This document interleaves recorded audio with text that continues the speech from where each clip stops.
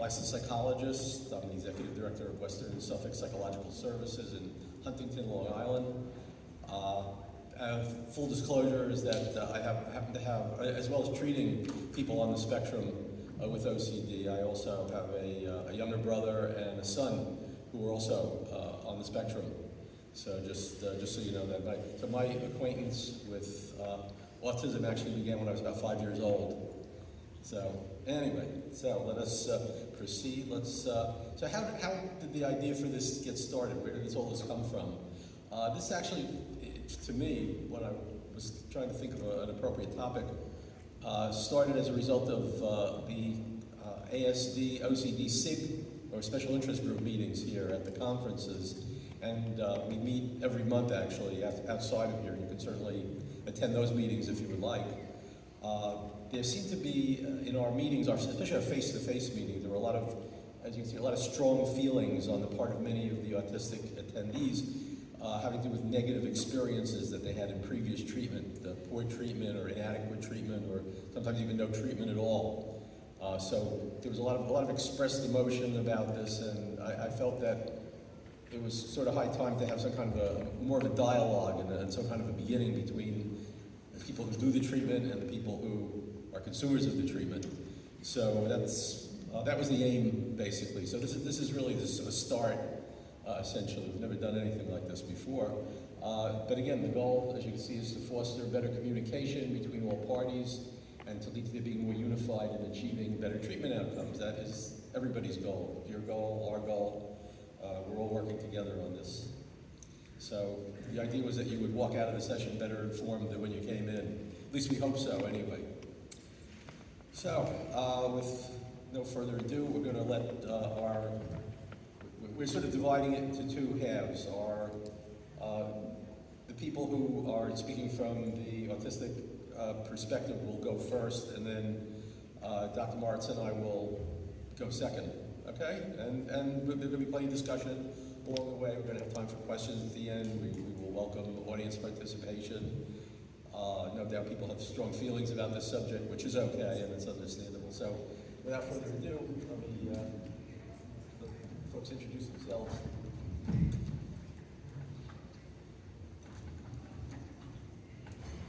Hi there, folks. So first, to introduce myself, I am Ashton Pizza, and I also have my buddy Max Wilson here, and we're going to be presenting on the lived experience side.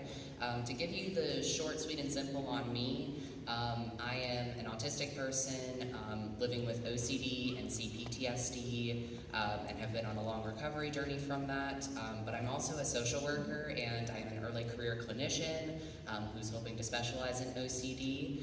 So I kind of have this dual experience of having lived experience, but also being a clinician, and most of what I present today will be more from that lived experience perspective.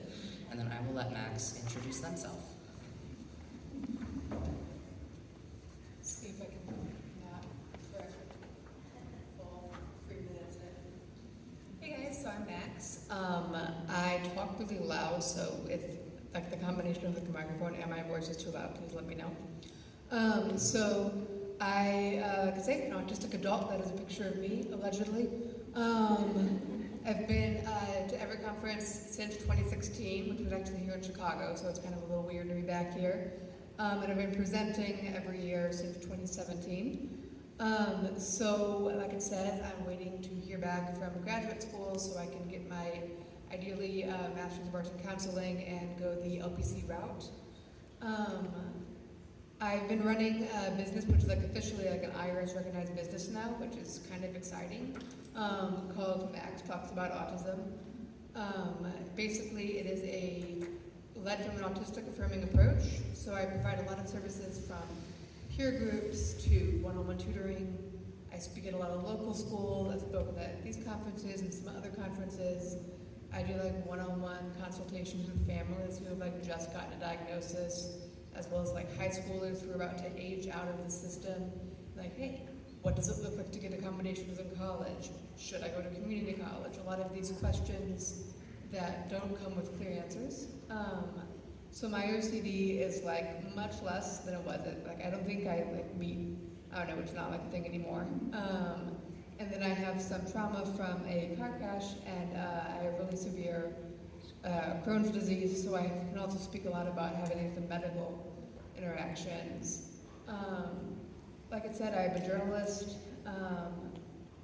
I'm guilty as charged of watching medical drama TV shows. I cannot get enough of them.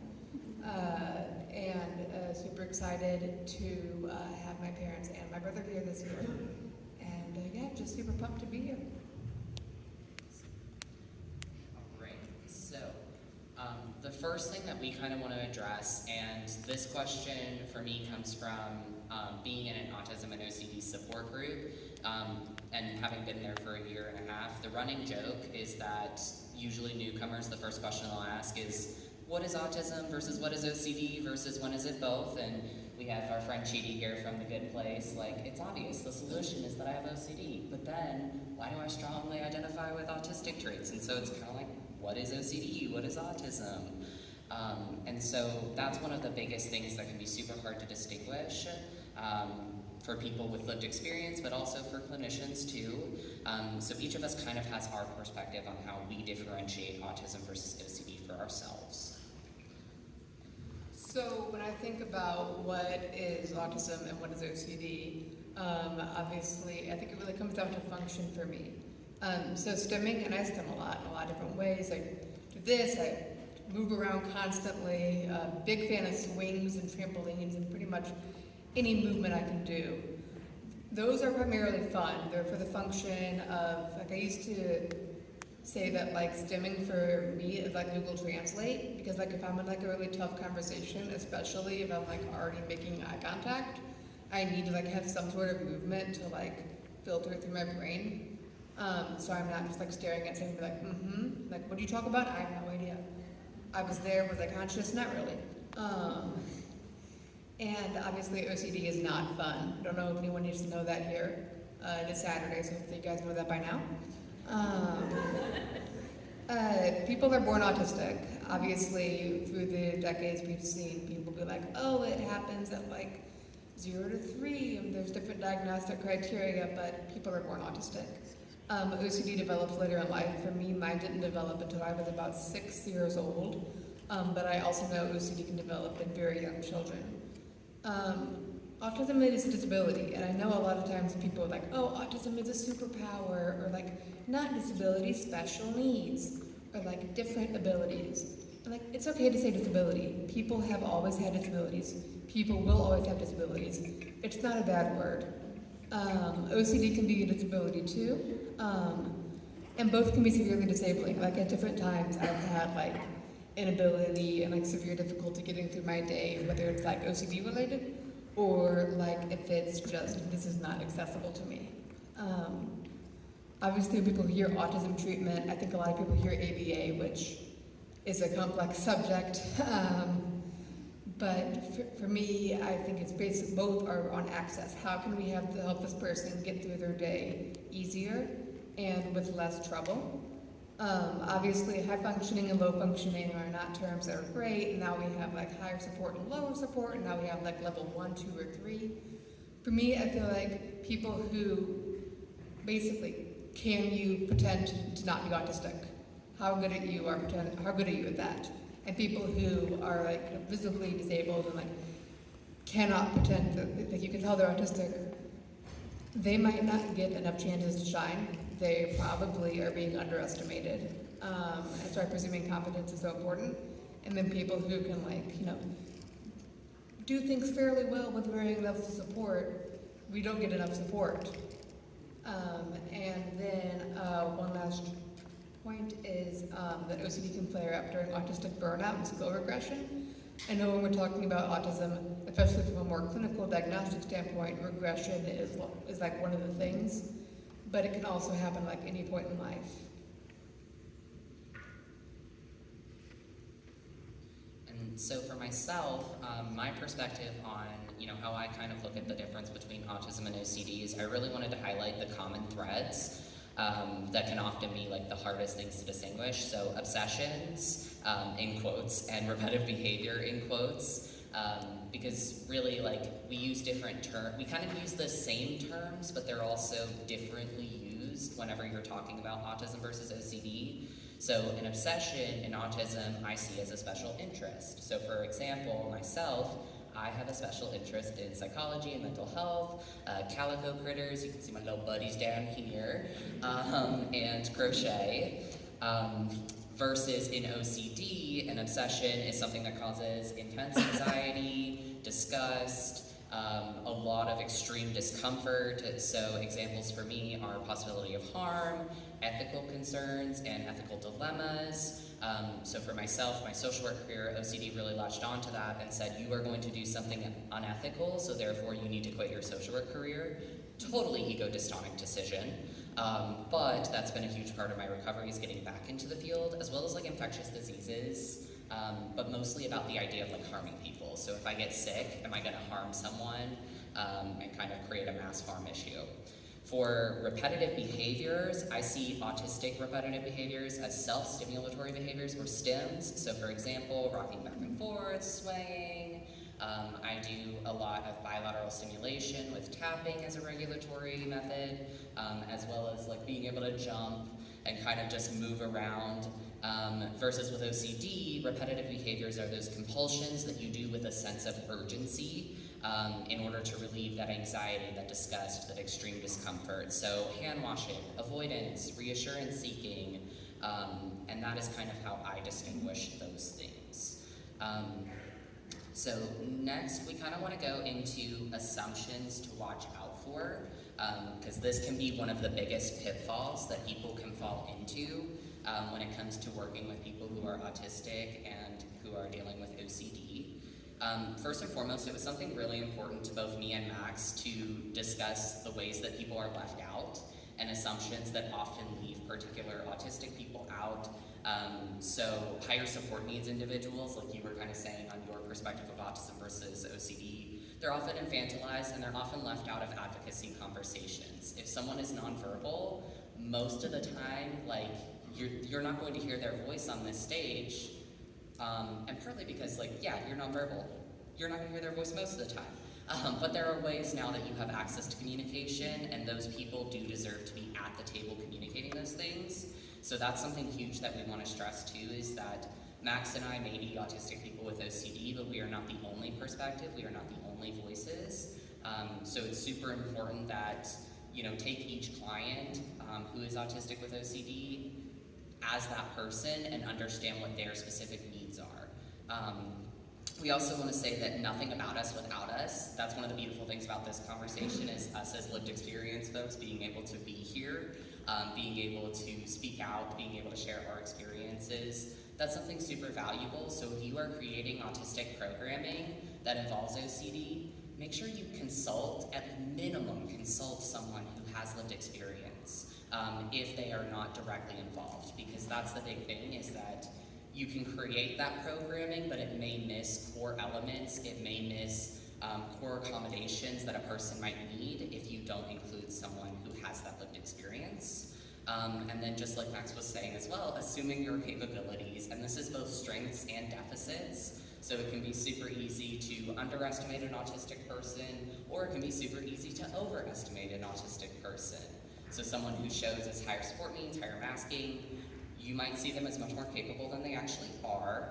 So for myself, I'm considered very articulate, but y'all don't see the crying fits on the floor, tantrum Thursday, you know, or Fit Friday. The Taco Tuesday, yeah. Manic Mondays, thank you.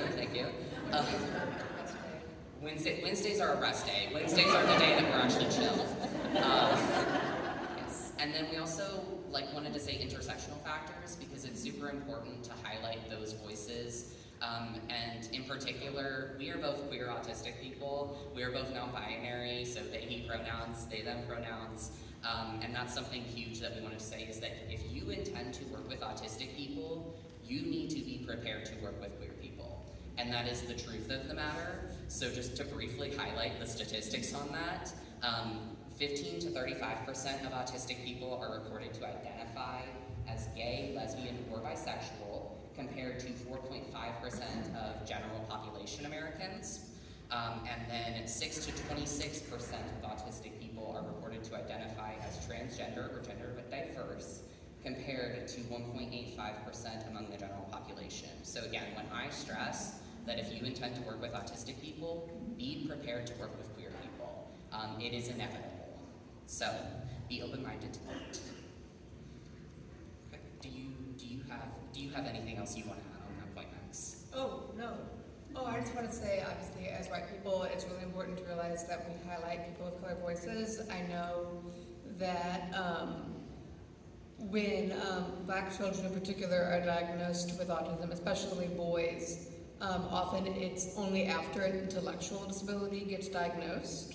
And so I think the more we can all be learning and about other cultures and ethnicities and trying to fight our own internal biases, because obviously people are like, I'm not a racist, like some people are, as we know. But like most people might not realize it.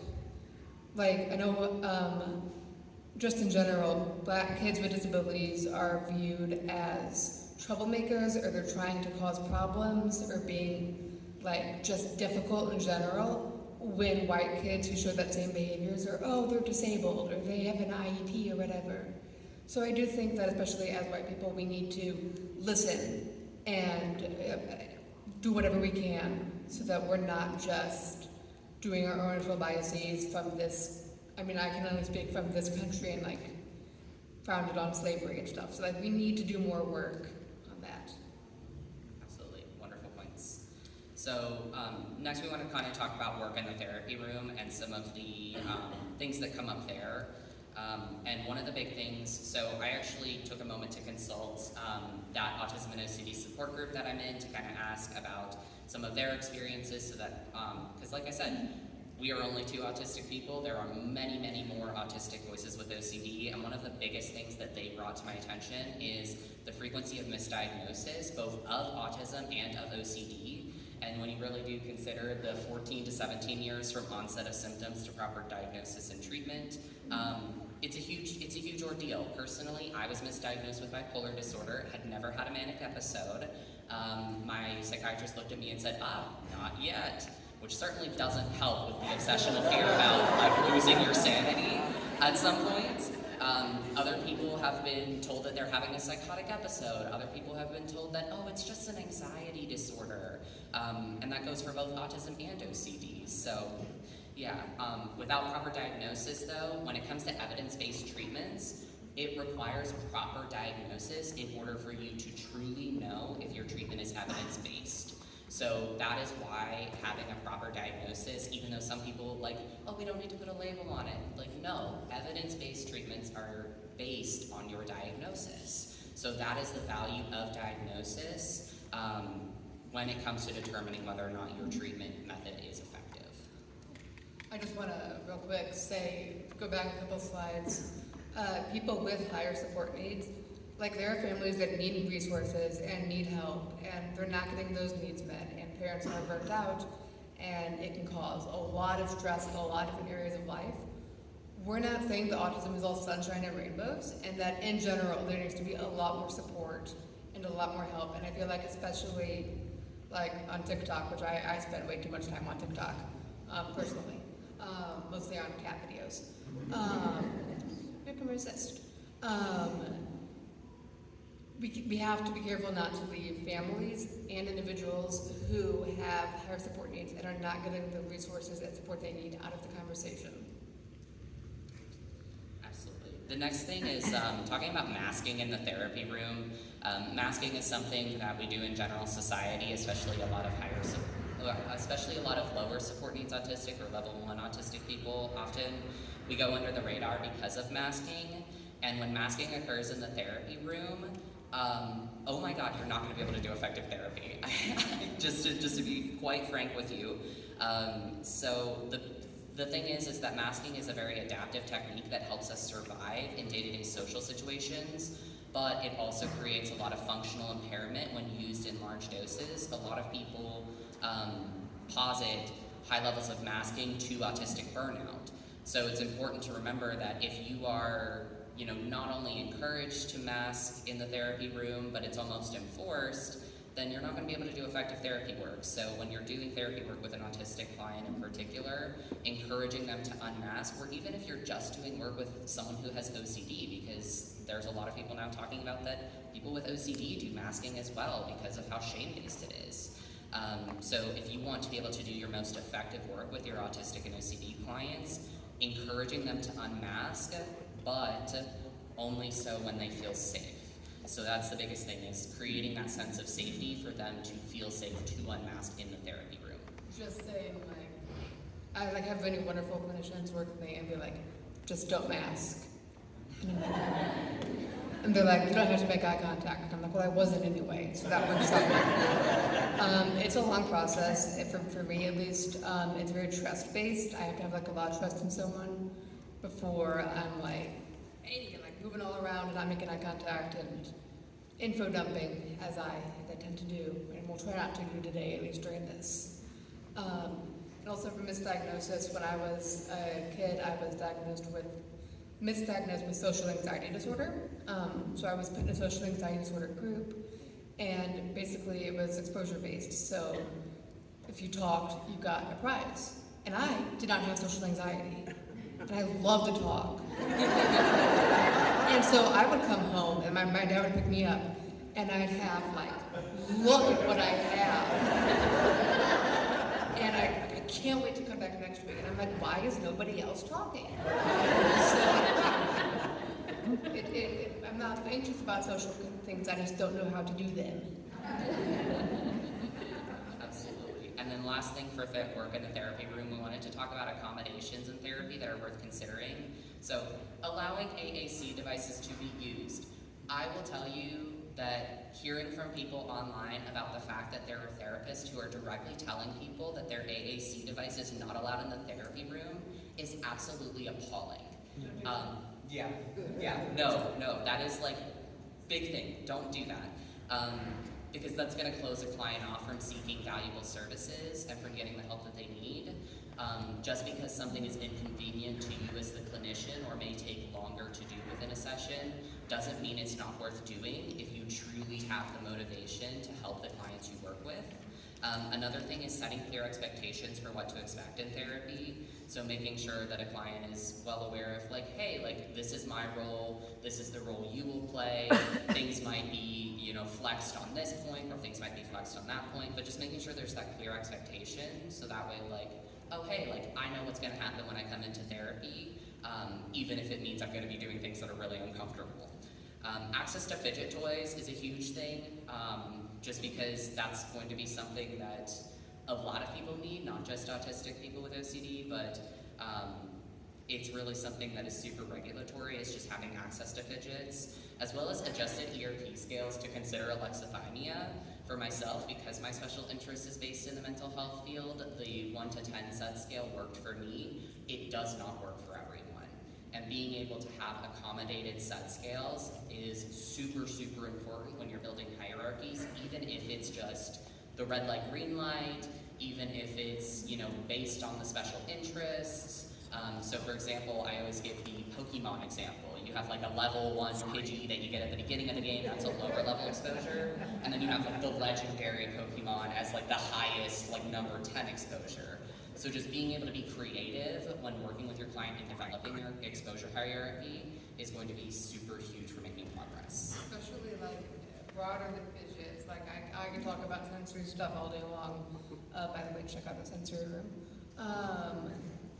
Shameless plug. It's extremely shameless. Everyone has a sensory system, and I know it can be a diagnostic factor in autism.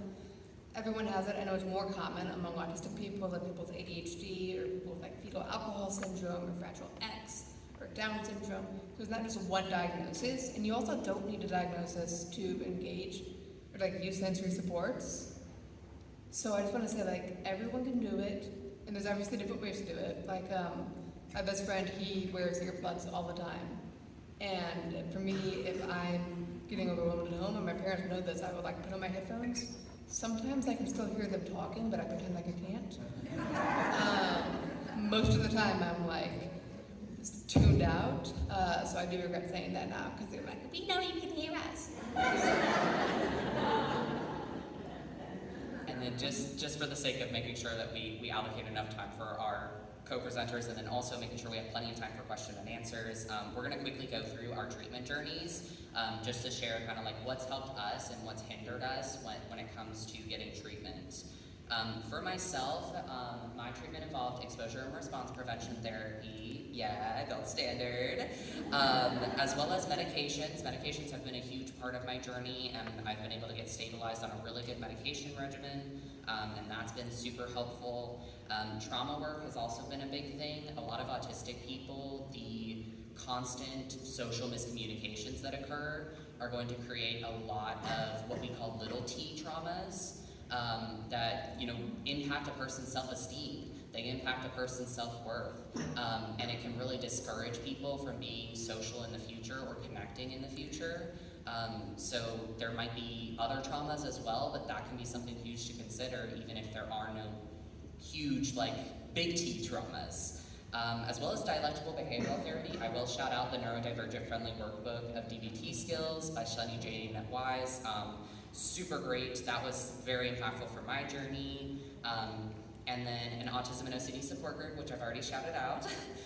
Having supportive people like my husband up there, who is attending the conference today. And then also volunteering.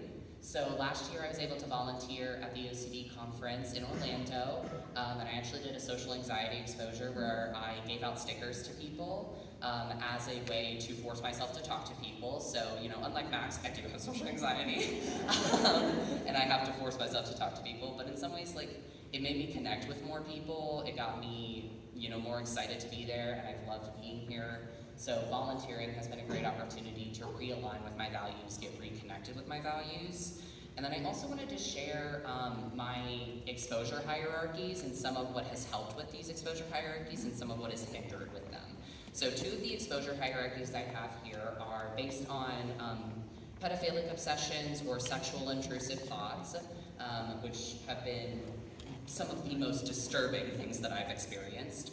And then about that fear of emotionally damaging others or the fear of harming a client, for example. So things that have been effective in my ERP exposures have been including special interests. So I love Heartstopper, which actually has really good OCD and eating disorder representation. It's a graphic novel series. Do recommend checking it out because it's really good to recommend for your teens who might be struggling with those things. So being able to incorporate those things as well as Camp Coral, because I'm a SpongeBob guy, love my SpongeBob. My husband's also a SpongeBob guy, so being able to incorporate that in was really helpful. And then also having humor in my therapy has been really good. So giving my therapist bad advice and having them react negatively. So just being I don't know, dude, just do whatever. Being able to be silly about it was really fun. And then things that were really ineffective were when I felt like I was exploiting other people. So looking at a picture of a random child in a bathing suit, it gave me a whole different ick because I do also experience social injustice themes. And so for me, it's child modeling is kind of a little bit borderline exploitation. So it's kind of oh, no, this isn't actually effective for what we're trying to get at with the ERP. It's causing a whole different thing. So that's a big thing, is just not wanting to feel like I exploited people or exposures that just didn't make sense. So reading a story about someone who was molested and the negative impacts of it, I get now that I've been trained as an OCD therapist why someone might do that as an exposure. But at the time when I was getting my treatment, that didn't make any sense to me. It didn't make sense, and so therefore it wasn't an effective exposure for me. Same thing with watch a video of a person recounting poor life choices. I was yeah, no duh. I didn't do that, okay, cool. So those things just didn't really click with me in my exposure work. So I had to include the Bernie Sanders memes because, life is tough in 2025 and memes can make it better, for a little bit at least. So my treatment journey, so I was diagnosed very young. Shout out to my parents for helping facilitate that. And I was pretty quickly placed on an SSRI, Zoloft, my first love. And I'm really grateful. I know a lot of parents have I work with autistic kids with anxiety, and the parents will be we don't want to put him on like SSRI, and I'm like, dude, maybe consider it. It didn't turn me into a zombie. Like, it's not one of the heavy duty medications. It just made it easier for me to get through my day. So obviously I did a lot of ERP, which you guys probably don't know what it is, but it's super rare. And like no one knows what it is. And I actually did not get ERP access until I was 15, almost 16. The biggest thing, well, one of the biggest things, have been incorporating OT and sensory work. I have like a lot of pictures of me, obviously next to Bernie Sanders. That's me in a swing at OT, and I'm like, I do not want to get out. And there's also me in a swing at OT. And then there's this picture below that of me in a swing at a sensory gym. Big fan of swings. I also have taken like bits and pieces of other groups, like modified it, like practice, schools of thought. Like, I like mindfulness, but I like active mindfulness. So when I lead my groups, it'll be like, hey, can you march in place for a minute? Because for me, like sitting still and closing my eyes, it's like, what do you want me to do now? Like, I cannot do that. And so taking what works and sort of tweaking it. I know a person I worked with who was an autistic young adult with pretty severe OCD, and they did their mindfulness by eating like a really cold food like ice cream. Sometimes when I'm still studying and I'm like, I need a break from staring at a screen, or I need something to like shock me back into like, you need to do this so you can like, you know, get a job and survive, and move out of your parents' house. I like really sour candy. Group and peer support has been incredible. I always say the first OCD conference I went to absolutely changed my life, and it did. Specializing in special interests. So my special interests are writing, psychology, and so you can guess how that affected me. Pretty good, I'd say. It worked out well. And I know a lot of autistic people who, both as friends and also from like a more like peer mentor, I tutored a kid this kid knew everything about geography, and I suck at geography. And so we would like meet on Zoom, and it was like, there was this game he found, like it would like put you in the world, and you like had to find like virtually, and he loved it. And so using that, and then I have another kid I worked with who worked really, really well with bugs. And so everything we did was about bugs. And I know a lot of times special interests used to be classified as like restricted interests, and like don't engage in someone's restricted interest. That can be your way in, and that can be the way to thrive. I've done multiple IOBs. I've done a residential for 2 weeks here in Chicago, and then I had a second mission when I was a teenager. And for me, like, I wasn't diagnosed with ADHD until I was 20, even though I have a very strong family history of it. And when I take my ADHD medicines, my brain is quieter than it normally is. And I know a lot of times ADHD medicines can make people have worse intrusive thoughts. For me, it like chilled my brain out so like I could focus. So it's not like, and then there's I struggle a lot with motor skills and like co-occurring developmental issues. So there's a puzzle, and then that's the first puzzle I've ever done in my entire life, and it was in like January of this year. And then like a crossword or like fill in the blank word search, whatever at OT. And then the last one is a picture of me speaking to, I think, a group of 4th grade students about autism. So if you take anything away from at least our section of the talk, but just generally, like I would say the whole talk in general, like clinician humility goes a long way. Being able to humble yourself, being able to be open and honest with your client of like, hey, I don't know the answer to that, but like, let me look into that and I'll come back to you. I know that when Max and I talked, we really said that if a clinician said to us, I don't know and I want to find out, that is so much better than getting misinformation and someone acting like they know everything. Because even though people do look to us as clinicians to be experts in our field, like our field is changing, our field is growing, and that is the beauty of this field is we are constant learners. So embrace that. Embrace the humility of that. Embrace being a constant learner, and that will get you so much farther in being able to gain those skills to work with multiple different clients who are autistic with OCD. Because like we said, we're only 2 of them. Every person is different. Every person has a different presentation, and you can learn something from every single client just in the same way that you teach your client something. So here are our resources, and I'm going to go ahead and turn it back over to Fred and Katya.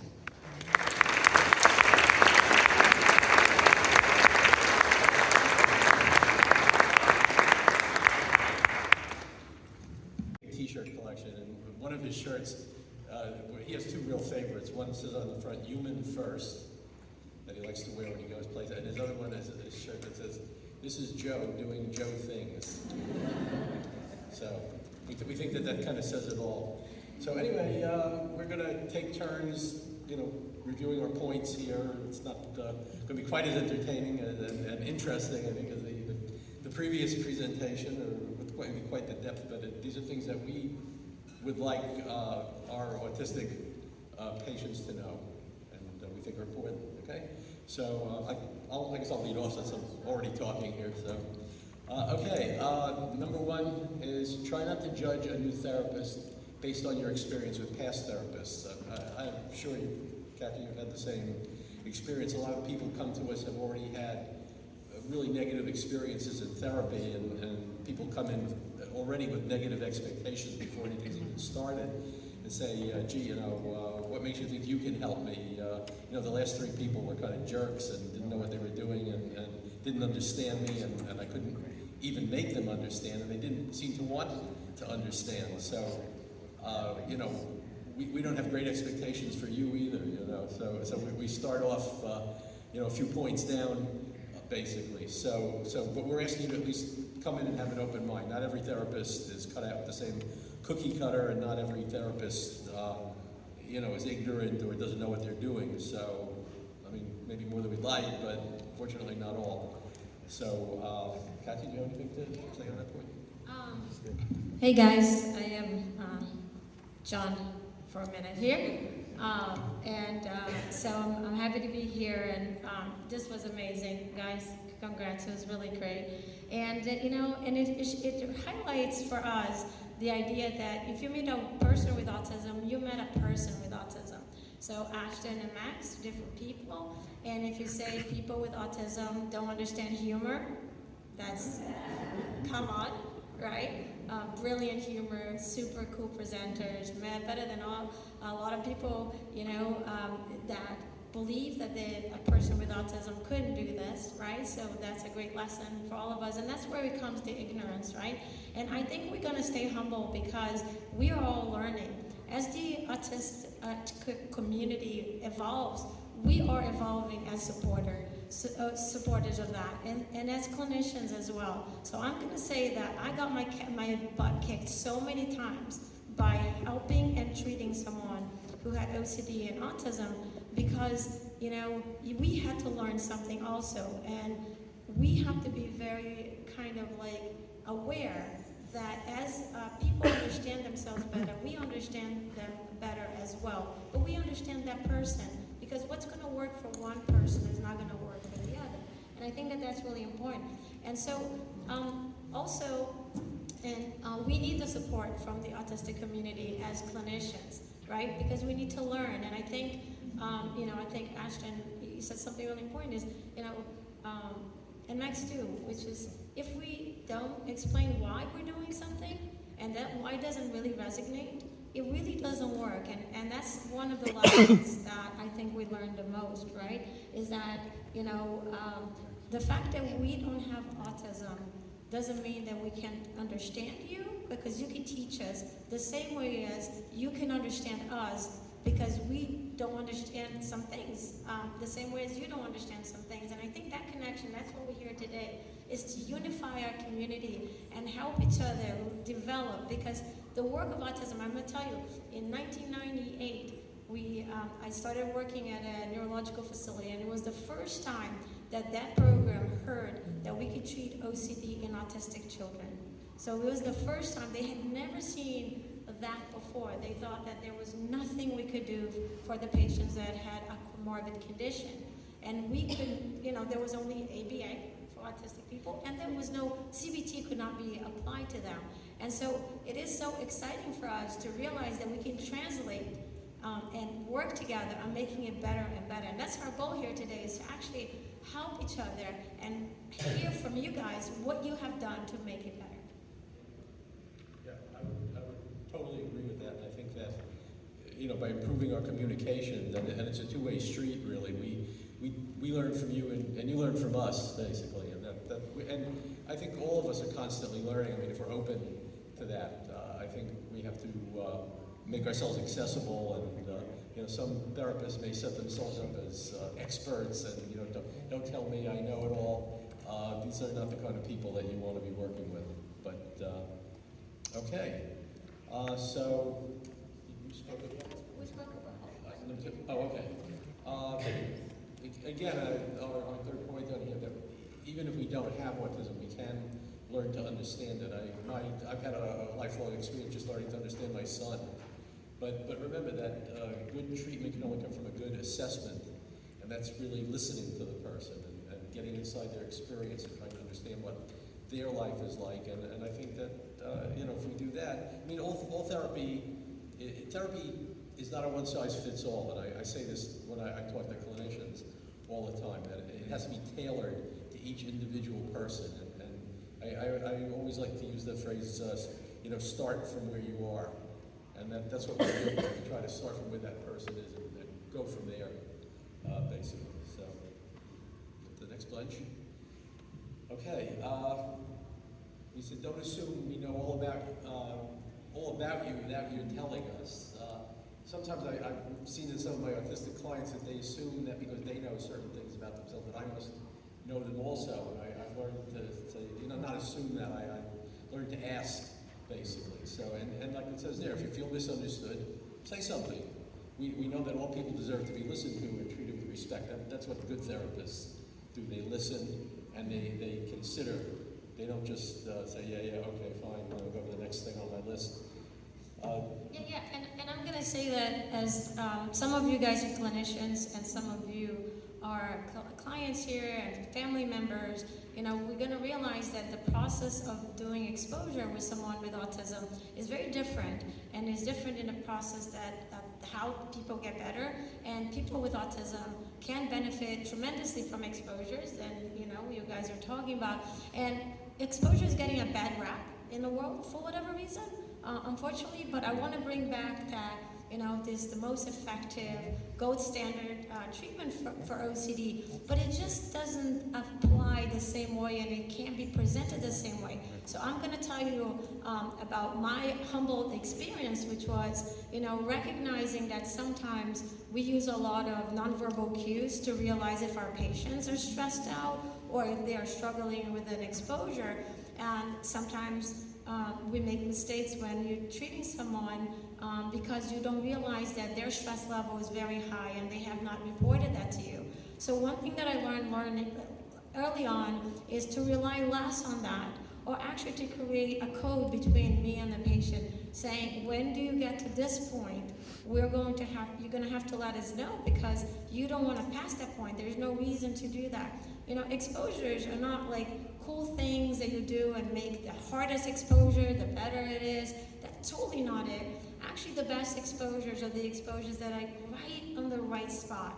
Slow and correct, and actually someone with autism may need, an autistic person may need more time to actually get to the why, and then to engage in it and find their path for themselves, right? Because that's what you want. You want an exposure life.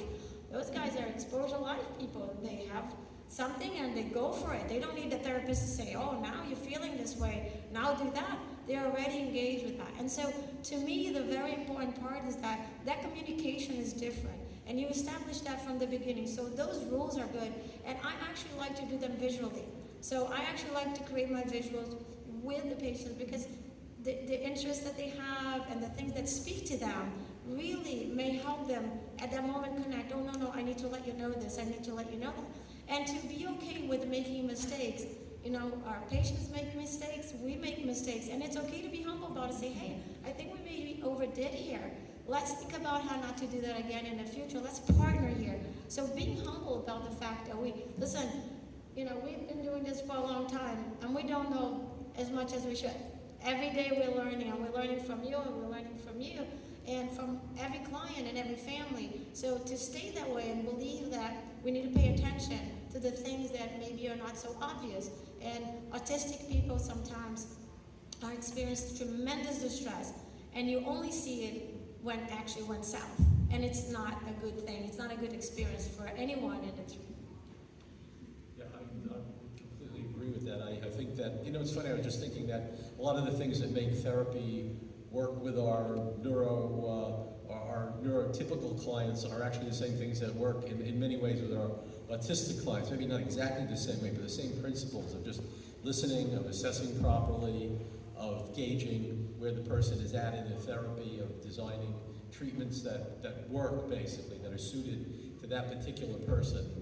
I always caution my supervisees to not, what's the word I'm looking for?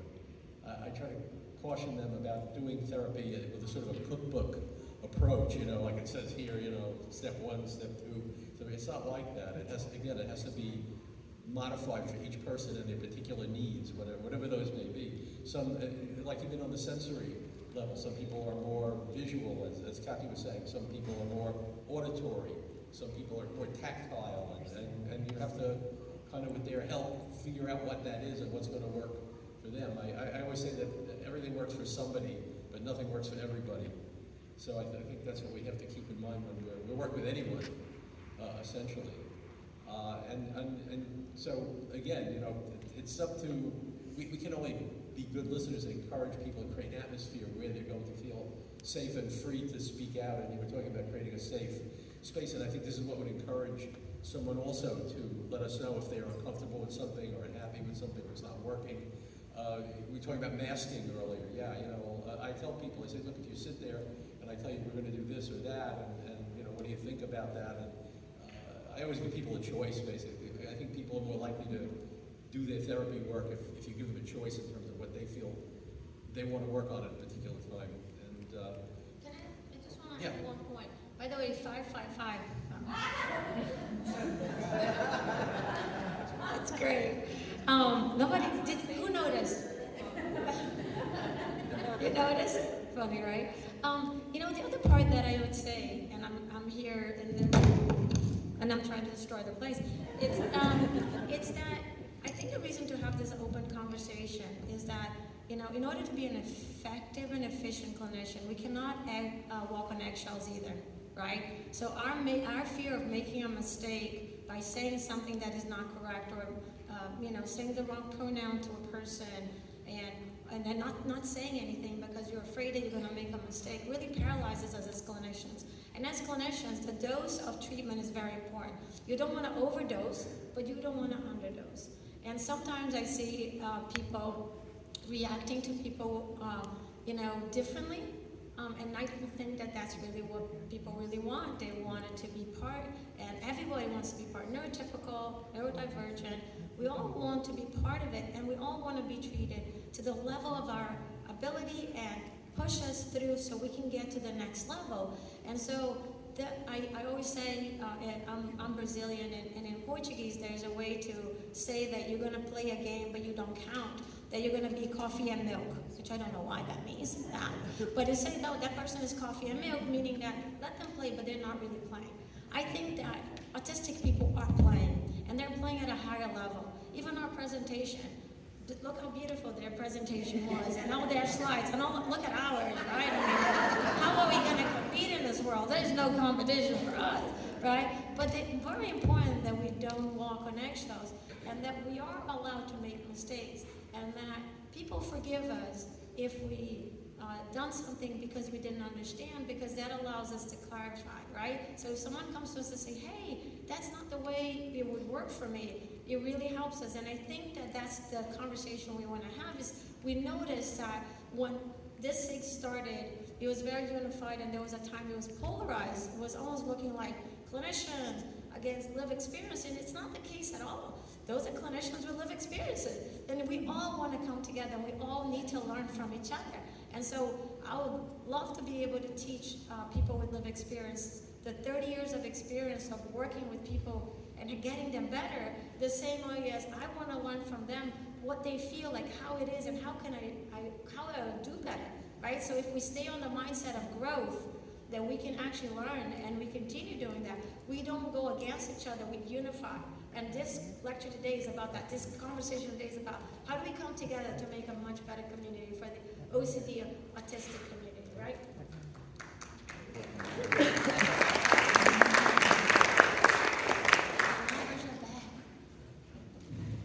Actually, this is a borrowed flash drive. My wife put my original flash drive through the washing machine, and it didn't make out very well, I'm afraid. The washing machine won. So anyway, I think that what's being said here is absolutely true. And just going back to what we were talking about, the idea that, you know, what's it they say in New York? They have a saying on the New York subway, they say, if you see something, say something. So, but it's the same with therapy.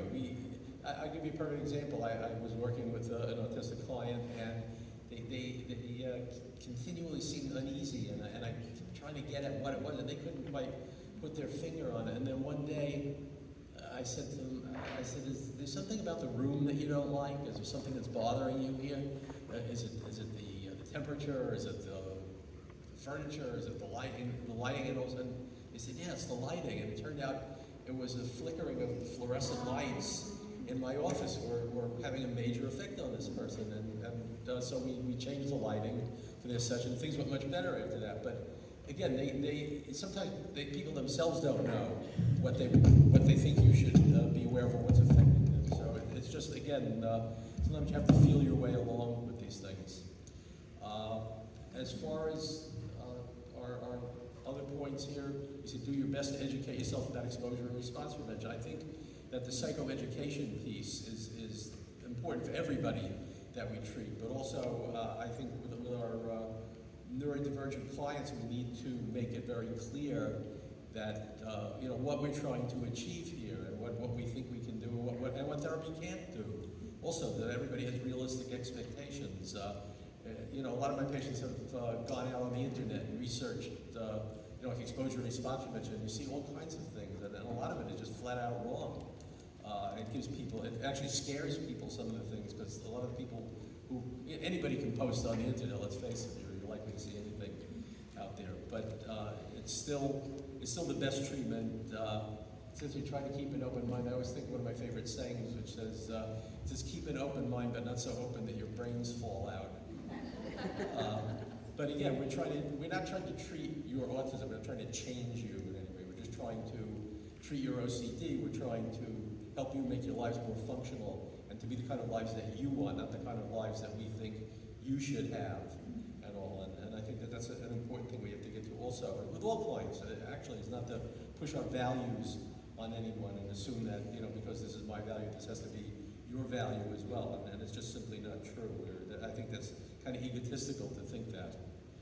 I'm going to have to, so I'm going to say personal experience again, and humbling experience is that before when we treated outpatient only, people with OCD and autism was one experience. Then when you go for IOP and PHP, then it's a different experience. And when you have a residential program where you live and breathe together, that's when you really learn a lot. And so I think I learned the most by actually having the day-to-day interactions and understanding the challenges, right? And you really understand that some things are very difficult and some moments are very special and very cool. So I could go hours and hours telling you guys some of the beautiful stories of what I've learned personally and how, you know, working with autistic people made me a better person and made me a better clinician and gave me a lot of perspective on myself also. And that's what we're here to do, to learn about ourselves. But I have to say that, you know, when we trying to work with someone, what I notice, and I'm gonna actually validate something again that you guys are saying, is that we have 4 BCBAs working at our clinic, but we don't do ABA at the clinic. We do 4 BCBAs not to do ABA. Well, like, that's weird, right? And the way we conceptualize is that, you know, the understanding of behavior reduction and skills acquisition for someone on the spectrum that has OCD is different. And we need to make that different. And we need to help that person work on those skills differently. And the idea of, differentiating symptoms, because people sometimes get really stuck on like, is this OCD or autism? Is this OCD or autism? But at a clinical level, we need to really understand the differences, because you don't want to do exposures to something that is not part of the OCD, right? And in OCD work, we always say, make sure you do everything, because if it's wrong, it's wrong, and it doesn't matter. Like for instance, if I think that you are not afraid of touching this pen, or you're afraid of touching this pen, but it's not your OCD, it was for another reason, I'm going to do it anyway. And with autism, I'm going to caution you that that's not correct. Right? It's one way of thinking that does not lead to a good outcome. It's sometimes actually disrespectful to how the people are coping. And you may pull the rug from underneath someone and you don't even know that. So what you don't know is really what was going to hurt us. So that's why it is important to clarify. There is a differentiation. Like you could just sit on it and really recognize. And sometimes people think, can you really differentiate? It's so clear. The differences that you guys presented, you guys know. If you ask someone, they will understand, and educating someone over time, and the families over time. Because what I see is the parents get very gun-ho, or exposure. Let's do this. I'm gonna take away all your toys, and you're not gonna have this, and it becomes from enabling to completely flipping to the other side of and we have to be careful, because those families have to understand that certain things are not part of this. And certain things are structures that, yes, an autistic person may say to you, hey, I want to be able to tolerate more sound because I'm noticing that I can't go to the lectures because it's bothering me, right? It's one thing. But for us to impose that before that person is ready to do it, it's a clinical mistake, and I wouldn't recommend that at all. Actually, it's a very important point, which is the idea of readiness. Essentially, people do things when they're ready to do them, not when we're ready for them to do them, and we have to be able to gauge that. But again, I think that we're dealing with entities here also that overlap in a lot of confusing ways. So it's not just confusing for our clients, it's also confusing for us too. I mean, the overlaps between tics and compulsions themselves, never mind stereotypies, but sometimes it's not just a tic and it's not just a compulsion. Sometimes it's something we call tourettic OCD, where tics are being used as compulsions, which adds a whole other level to these things. And then when you have stereotypy, stimming, all kinds of repetitive behaviors, on top of that, it becomes everybody's got to really work together and try to tease these phenomena apart, and also see where there's overlap, because it can be very confusing sometimes, even for the most experienced clinicians. And you get a lot of inexperienced people are very quick to label things. That's a tic, or that's a compulsion, or that's a stereotypy. You can't always say that. You have to really study. You have to listen. Like I said, it's about listening, really, and observing, as you were saying. It is easy and hard at the same time, and that's kind of the difficulty of the whole thing. And when you have OCD, ADHD, Tourette's, and ASD, and bipolar, all those things come together, right, in the brain, then that's really where we have to understand that there is a combination between those symptoms that play on each other. So you can't separate it out. We can't just put it in a different box, right? And then it doesn't work that way. I want to make sure that we have time, so we're going to talk a little bit about the collaboration. Yeah, that basically, again, it's not just me treating somebody, it's me working together with somebody, clinicians working together with people to help them to reach their goals. Again, they're not there necessarily to achieve our goals. We can help clarify things and help guide things, but we're not there to dictate, basically. We work together, and I think that, and that's what I was hoping that maybe this talk this morning would do. Also would be to just kind of further the collaborative process, get people thinking about these issues, how we can work together, how we can teach each other, and how we can add to what each other is able to do, basically, because we all have things to say. And I was thinking of some fellow where my son works, who's not verbal, basically, but he has a shirt that says, just because I can't talk doesn't mean I don't have anything to say. So I think, again, we learn from each other, we help each other. So about collaboration with the team, right? So I think that there's a village around raising neurotypical or neurodivergent, people, and we all have to come together to understand that.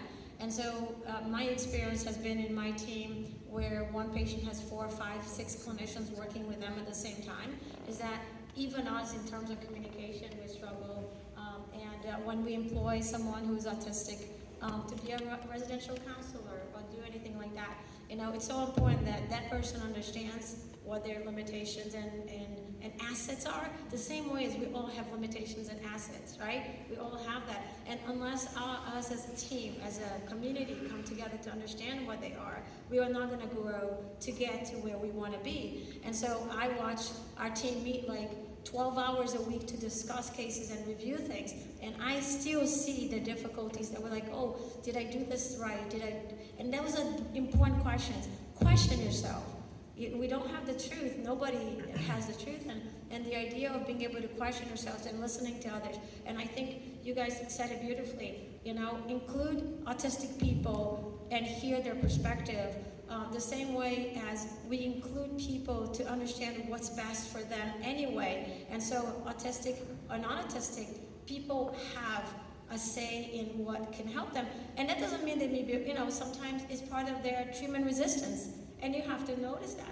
You say, oh, I'm autistic, I can't do that, and then you're like, oh, okay, is that the reason really? Are we gonna use, how are we gonna get there? And actually the nuances of treatment, I think lays right on there.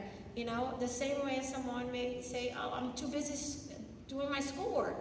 And you're like, oh, okay, you have to understand and talk to them about it. So I think that the beauty of being able to treat people is that we never know enough, and we always could grow and learn more. And so I thank you guys so much for being here and for learning about this, and we would love to take the time to answer and speak to you guys about, because I'm sure you guys have a lot of questions for our folks.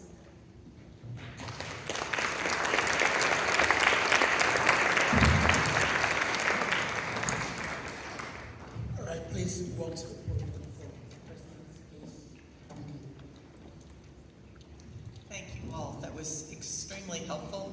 I'm here at this conference as a parent with one child, with adult child with significant OCD, but also with an adult child with autism. And I have questions about sort of how OCD fits and doesn't, and the sibling relationship would be that oh no, only one of us has OCD, and that's this one, not. So those sort of questions about sibling dynamics is another interesting one. But my question is very specific. You used the phrase autism burnout, and I'd really like to understand that phrase, because I think it's will help me understand something that's happened recently. Yeah. So thank you. Do you want first? Yeah, like for me, when I experienced autistic burnout a few years ago, and it's like I needed like more sensory supports throughout the day. I needed more reminders to do simple things like brush my teeth or change clothes. I had less capacity for social situations. I got overwhelmed more easily. Skills that I learned, like in school or study skills or whatever, were harder to access. I withdrew a lot from family and friends and other things that have usually brought me joy, not in a depressive kind of way, but more of like my brain is fried, like I cannot do anything else.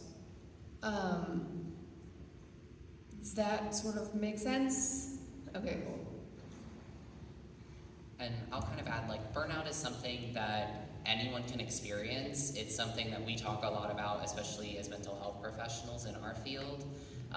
And it really comes from a not taking care of yourself, not having a good balance. But autistic burnout is when you are masking for far too long, you are not taking care of your autistic nervous system in the ways that you need to.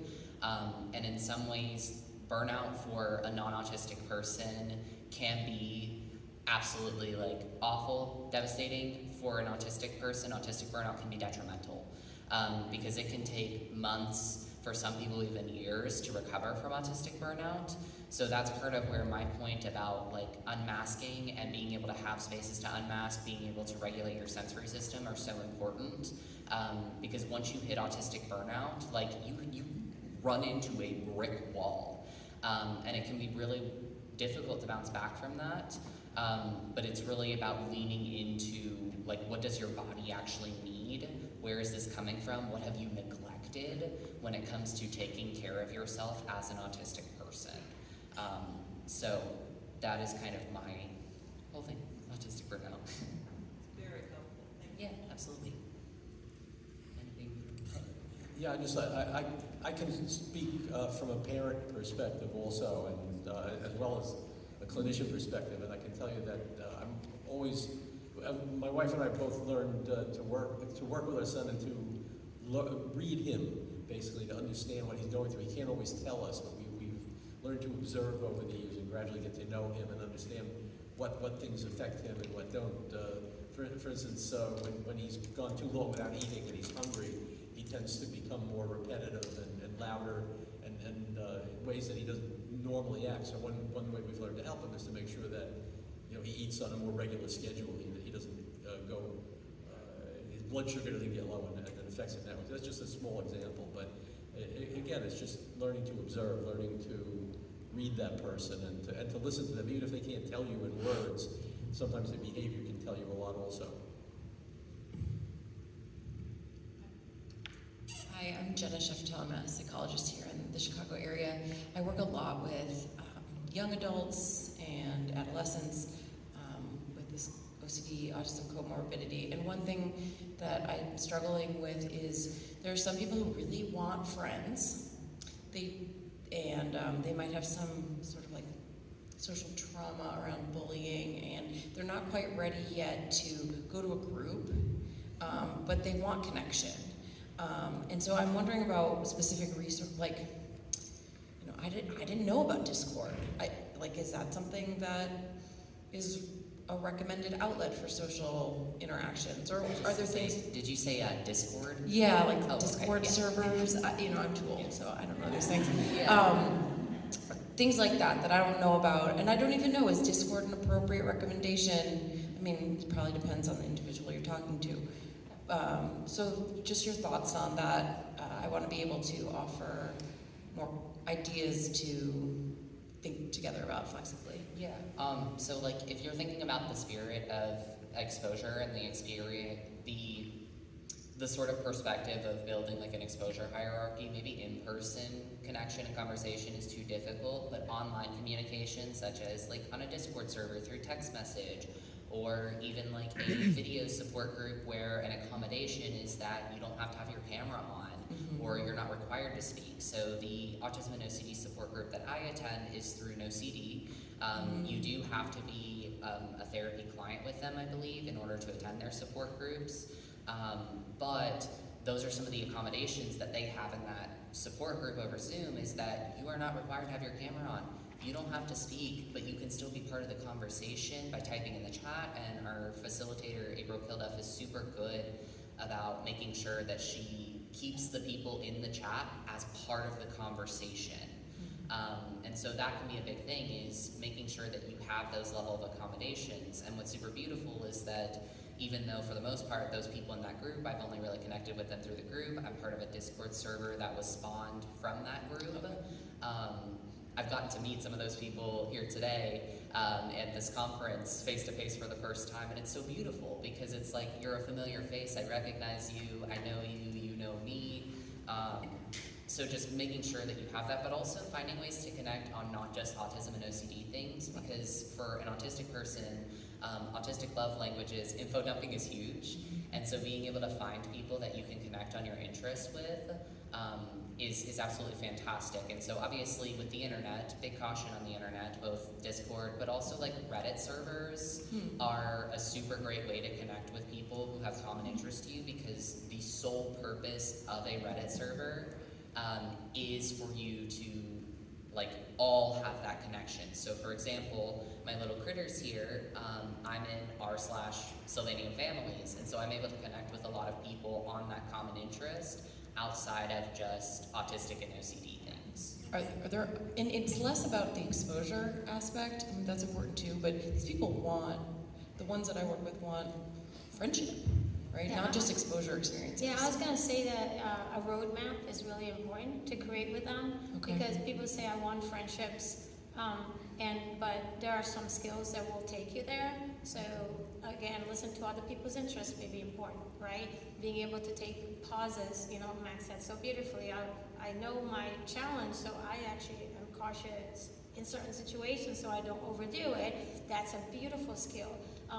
But teaching someone that they need to know that that's going to achieve something is important. So what, important to say what a friendship was going to look like, what you want it to look like, and what are some of the rules that you may have not developed naturally that we're going to have to practice together. So asking a question, hey, what do you like to do? Like, oh, do you want to do this? Well, can we do this first and we could do that later? Sometimes autistic people during their early stages never had been practicing those skills because they were a little isolated, and now that they want to go back, they don't have those skills in them. And so there's nothing wrong with learning. It's almost learning a language that they need to use at that moment, the social language that they didn't develop. And so if we talk about like, what is your goal? You may have to, and if you want that, those things have to be practiced first. No. Oh, I think we also can't expect people, I think what Katri's saying is very true, that before we can just throw people out into a social world, they have to go out there with skills, basically, and practicing those skills, as she was saying, is extremely important. And I think, some people also have a problem just processing social interactions. So it's not just, some people just have to learn skills by rote, like when somebody says this, you say that. When somebody makes a certain expression or does something, this is how you respond. And sometimes you just start from there, basically, and with just the basics, essentially, and then you work up from there. But you have to be careful because it's like we don't want to throw people into the deep end of the pool either, and just suddenly, who don't have the skills and don't have the processing yet to go out there and just automatically know what to do. And it's like you have to show people that they sometimes don't know what they don't know. So it comes back to assessment again, as we were saying earlier, that they have to be able to assess a person's skill levels and to know where they're starting from and where to begin. I just want to caution that, these are all great points, and when you're someone, say you have a client, hey, I want friends, it can be very difficult. I had the experience in school of, being told by rote, okay, when someone gets a haircut, even if you don't like their haircut, you have to say, I like your haircut. And so for several years in my adolescence, that was, my thing, because it was all right, I like your haircut. And in reality, I didn't, so then I'd feel guilty I was lying. And that you have to be autistic affirming. So when I do my groups, the thing I emphasize the most is that autistic people have their own set of social skills. We know what to do with other autistic people. We don't live in an autistic designed world, unfortunately, despite my requests. Which there have been many. You kind of need it. It is like learning a different language. People use computer processing system models. I suck at computers, so I prefer languages, but whatever vernacular you choose, it is. And I think you have to be really careful not to be hey, say 3 things, then pause, especially in people with OCD, because then it'll be all right, I have my list. And it's also why a lot of autistic people are overrepresented in jobs where there are, you do this, if A, then B. As far as friendship goes, what did I want out of friendship? I know we discussed before, but when I was in school, and my mom was wonderful and everything, but I never really wanted to sit with anyone at lunch. And I think this was a lot of stress for my parents, because obviously parents want their kids to do well and have friends and whatever. I was fine with that. And now I have friends, and we talk and we text and we see each other at conferences and we Zoom and whatnot. And I think knowing what is there for them and what they want out of it.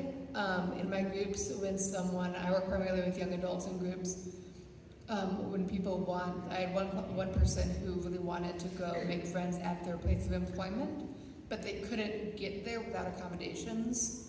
And so it was like, okay, let's learn the steps. And they were learning this in therapy with their licensed therapist, which I'm not yet. I want to caution that. Please do not arrest me. You need the skills, and also scaffolding. Like, I had a person who really was really into tabletop role-playing games. And it's like, okay, let's find a library. And these are virtual groups, so I'm like, I'm in St. Louis, you're in New York City. I've never been to New York City. Okay, what skills do we need in the library? We need to be able to do this. You need to be able to know what day it is. You need to have a transportation there. You need to know how to take that transportation. And that can be a whole thing with like sensory, or like, can you drive? Like, I'm not able to drive right now because I had a couple of mini strokes, but hopefully my parents are very excited to stop driving me around. I'll be able to drive pretty soon here, or versus public transit in a busier city or whatever. And also, like, I know autistic people who are extroverts, and they want to be with people all of the time. I always say I need to reframe this before I like actually become licensed, because what I say every day is I hate people. Which, like, maybe you don't want your therapist to say that. I don't know, maybe you do. A little uncertainty there, but what I mean when I hate people, when I say I hate people, is I can only do so much. I need like break, I need days maybe my friends and I will not talk on the phone all year long, but we'll text or whatever. And also just people don't need it to be prescribed, like friend groups can happen organically. Obviously with autism it's a little more difficult, but interest-based, and I'm rambling now so I will be quiet, but Thank you. And just as a final thing, because I do want to get to our other questions, but where Max mentioned tabletop role-play games, there are actually a lot of studies now that are starting to come out and develop around tabletop role-play games like D&D as a valuable tool for therapy, for developing social skills. You're playing a role, you're playing someone else, but you're also working as a team. It's a collaborative process. And there are actually trainings out there to become a therapeutic dungeon master, which is something I totally want to do. But those are things to explore, is like, how can you get creative with it? How can you get into interest with it to develop those social skills? Thank you. Hey, so my name is Chris, and I am a person with lived experience with OCD. When I was a kid, I started having OCD symptoms when I was in elementary school. My parents being of the generation and mindset that they were just like, there's nothing wrong with my kid, we don't see anything, we don't hear anything, he's great. As I finally got into adulthood and my life completely started delaminating, then I started seeking therapy on my own, and I know what an incredibly difficult journey it was to find the right therapist and seeing the wrong therapist for many years and getting the right diagnosis. My wife and I have a son who is 5, and as of 2 weeks ago, he just got diagnosed with autism and generalized anxiety disorder, which I would not be surprised if it becomes OCD, because we've got 3 generations in my family who have it. I know how difficult my journey was and how many missteps that I made along the way, and I'm wondering if there's anything you can recommend as far as like great resources for finding autistic therapists, or, you know, one thing to definitely look for and one major red flag if you see this, run screaming the other way. We know we will make missteps, and that is part of the journey, but I would love it to not be as difficult as it was for me. I just want to say congratulations on the diagnosis. Hooray. Right. I had somebody come up to me today and they were like, hey, we just diagnosed, and I'm like, awesome, like, congratulations. And the process of getting diagnosed, as a side note, can be incredibly harmful, and it's deficit-based, but whatever.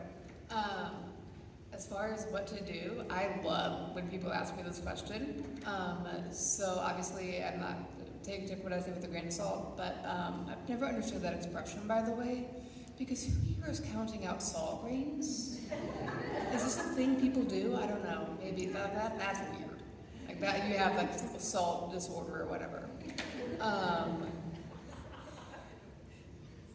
I was asked recently, what do I do if my child is diagnosed with autism? Okay, first, I would listen to autistic adults, first and foremost. I would prioritize bringing autistic adults of varying abilities, of varying communication styles into my child's life and learn from them as much as possible.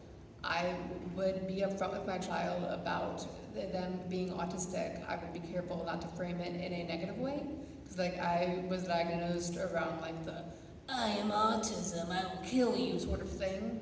That was like early 2000s with Autism Speaks, which is a whole thing, but careful how to frame it.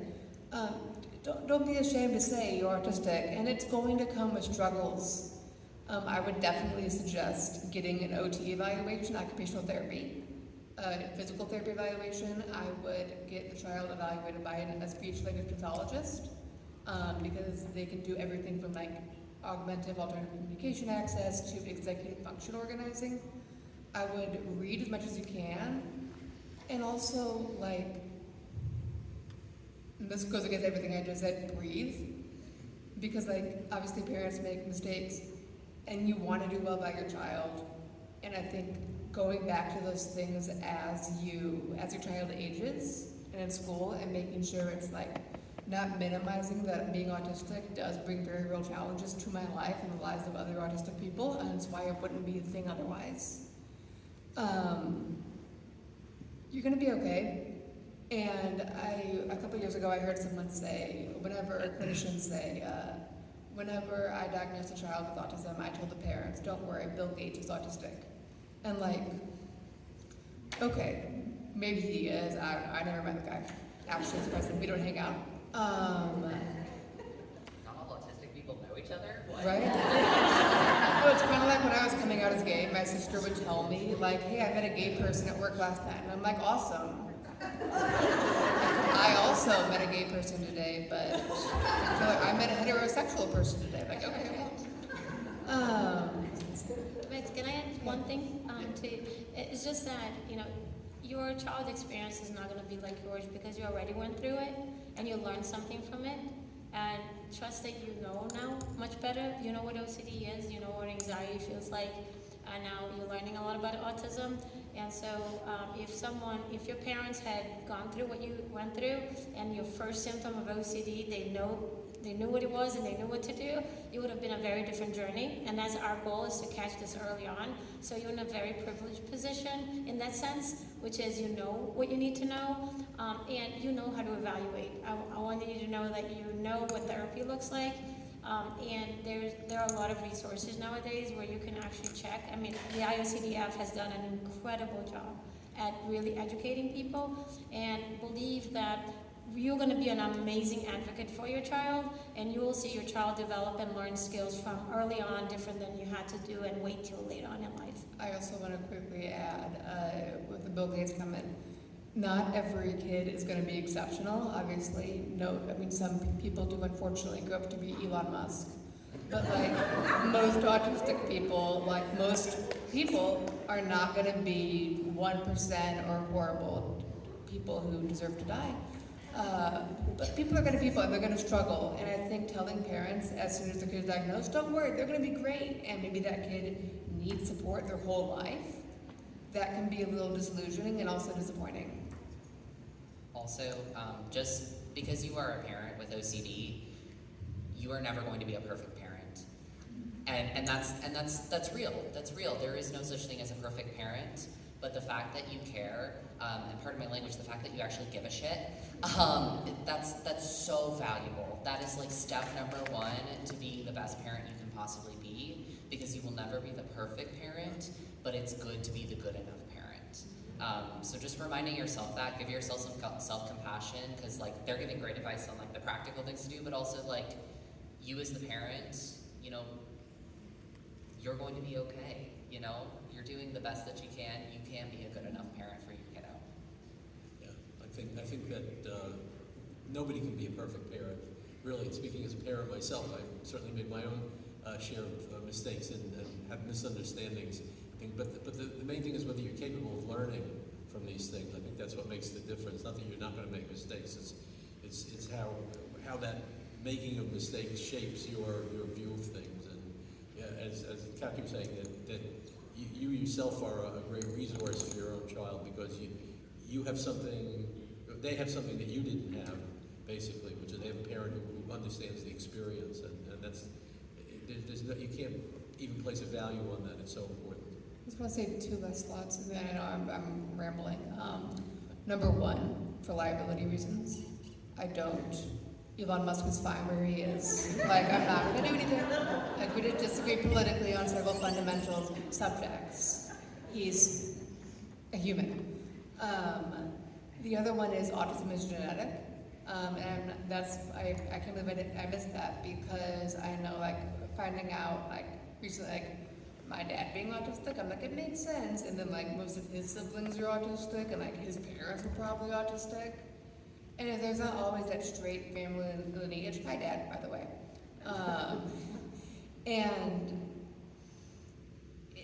Sometimes the best way to understand or to help a child with autism is to be like, have a parent or the family member to be like, hey, I survived. And know that, like, maybe people should get screened. I don't know. So unfortunately, we are out of time. We can stay and No, we're gonna split the room for the next session, so Sure. you can meet the presenters in the hallway. And yeah, we could definitely do that. Please look up Max Talks About Autism on Facebook if you want to DM me. Slide in my DMs. That's cool.